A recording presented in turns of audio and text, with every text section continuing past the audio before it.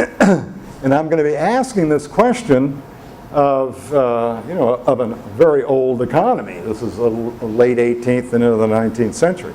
You can ask the same question of the Philippines right now. In any other economy where you're trying to assess competitiveness at any point in time. The first question will be how much due to external forces over which you have no control. The second versus how much due to domestic supply side forces. Okay, so that's what I'm after. Some part of it is due to the modest terms of trade shock, but some part of it might be due to favorable domestic conditions. Like what?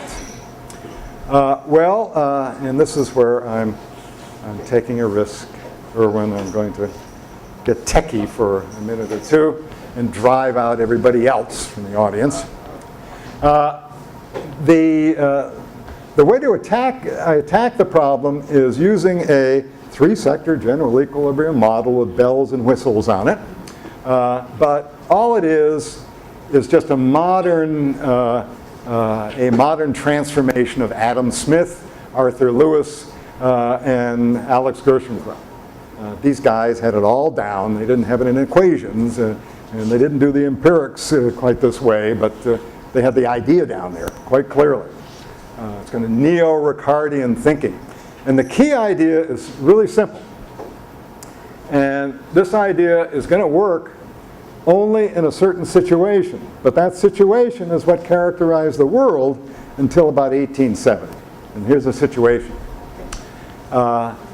Everything depends on a productive agriculture. A productive agriculture means cheap grains. And grains aren't tradable in the world economy.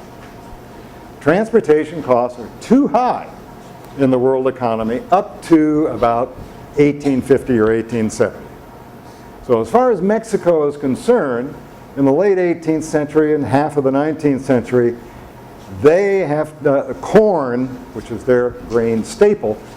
Corn will be determined by local supply and demand.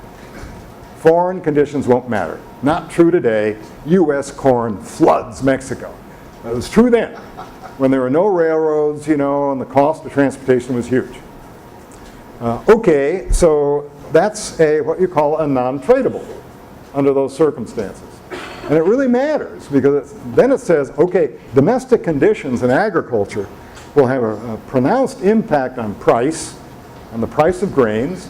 The price of grains, since, poor workers' budgets are 80-85% foodstuffs, mostly grains. Price of grains really matter. Price of corn really matters.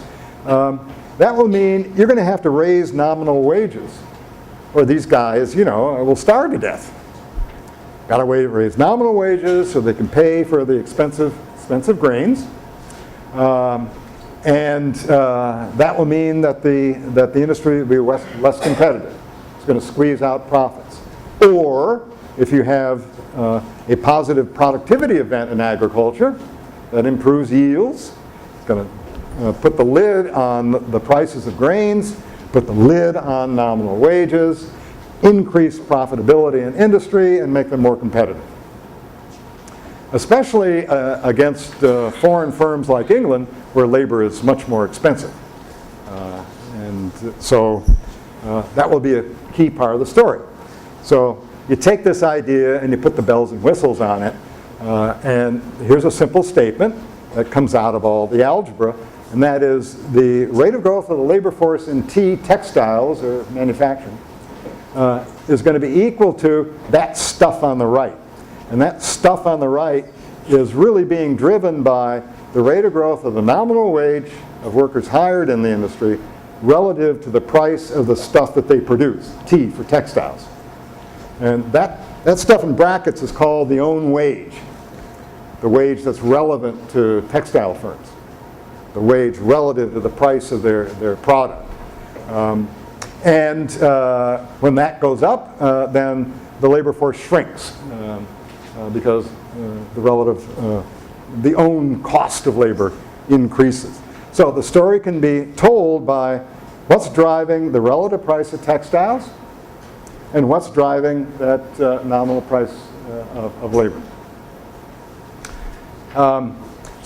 In episodes where there's upward pressure on the nominal wage, generated by upward pressure on poor yields in agriculture, which is putting upward pressure on grain prices, those episodes, if they're combined with episodes where the price of textiles determined in world markets, see, that one's tradable.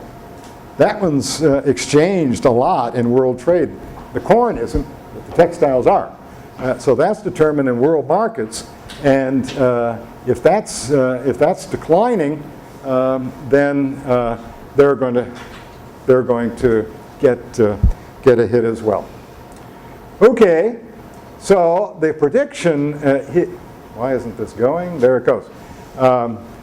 The prediction is Mexico should have been exceptional. It should have been exceptional because of the moderate impact on the terms of trade, and second, because, as it turns out, the corn sector does quite well in keeping corn prices relatively stable. Now, I didn't say that Mexican agriculture is more efficient than British agriculture. It definitely is not, or was not. Maybe still true. I'm talking about, what about changes over time?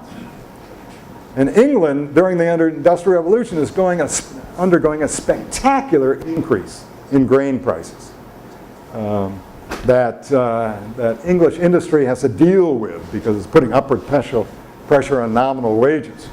And they do it by introducing machines and all that stuff. But still, they had to deal with the rising this cost push coming from grain prices, nominal wages, erosion of profits that Mexico did not.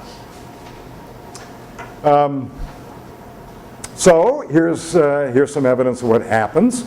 There are two textile products being produced in Mexico. The old stuff is woolens. The new stuff is cottons.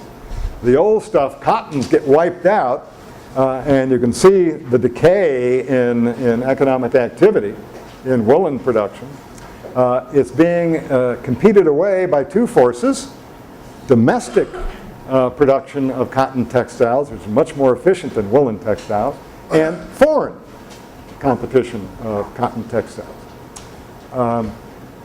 But woolens decline, but cotton's textile output grows a lot more. Where is it? There it is. So you can see what happens to the number of looms. I mean, wow, it increases by a factor of 11 in the late 18th century. So Mexico's doing pretty well on the domestic supply side. Why is it doing so well? Well, it doesn't go on forever. First off, in 1802, they're still, of course, part of the Spanish Empire, and the Spaniards decide to open up Mexico completely to subsidize foreign cloth. And that's not good for Mexican industry, that's for sure. And then there's this little problem of war and revolution, which tends to create little problems for this economy, including manufacturing. So there's 20 years of bad times, and there's plenty of evidence how industrial activity deteriorates, just like Ilo earlier. But by then, you know, in the 30s, it's all over. And then Mexico starts undergoing this impressive growth again.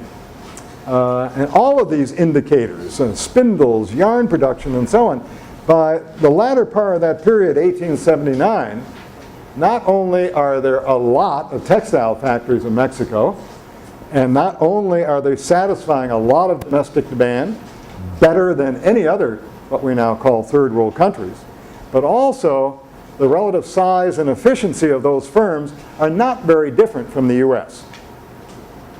It's only after the 1870s the US just really takes off in terms of capital intensity, skill intensity, size of firms, and leaves Mexico in the dust.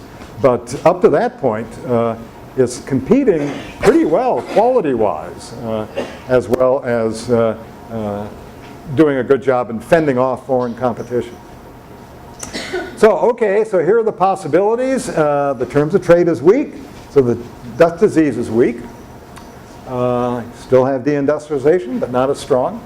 Second, it could be that Mexico is more wage competitive compared to other parts of the periphery, as well as Europe itself. Could be that Mexico has autonomy after the revolution, and therefore they can choose the policies they want, which might include protection of domestic industry. And it turns out the first two are the most important. The third is the least important. Having the autonomy and being able to impose tariffs doesn't mean you'll do that well. And they don't. So the first two turn out to be the most important in the story. Here is one manifestation of these competing forces. First, just to repeat, the terms of trade does increase. Yes, it does. It does improve. But it does not increase anywhere near as much as it does elsewhere. And furthermore, it only goes up in these two short-term stages. It has this one step up there, 1810, I guess, up to 1820 or there 25, something like that. So there's 10 or 15 bad years. And then at the end of this period, up to the early Porfiriato period, another step up. But otherwise, it's pretty flat. Lots of volatility, but pretty flat. So no big terms of trade boom to give you Dutch disease effects on either sides of those steps. And okay, so now look at what's happening to the price of textiles relative to the price of corn.